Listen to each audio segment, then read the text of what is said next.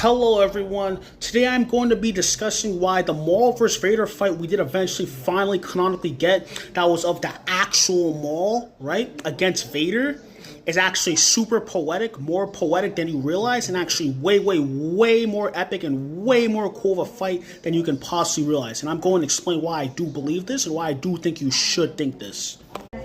Okay, so for starters, one thing to keep in mind is that you have to look at where Vader was at this point in his life, right? Vader at this point in his life was a pawn, right? Maul used to be a pawn and so on forth, right?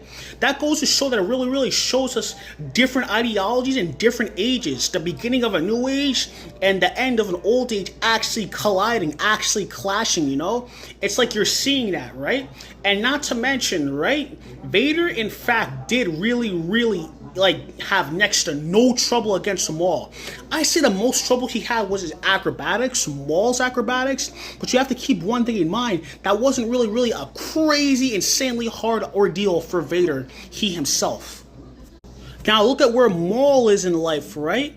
At this point in Maul's life, he's no longer the pawn of Darth Sidious, and he even said, like in Rebels, he even said formerly Darth, now just Maul, right?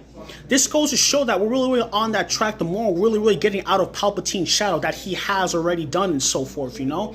And not to mention, we have to keep another thing in mind, that Maul has built up all these forces, all this coalition, right? To really show that he's not down with the Empire or anything related to the Empire or anything related to Palpatine and such, right? He realizes they're all just pawns, but Vader can't just get it through his head that like he's a pawn, right? He can't get that through his head. So think of it like that, right? It's like two former warriors of the same coin except flipped actually fighting each other.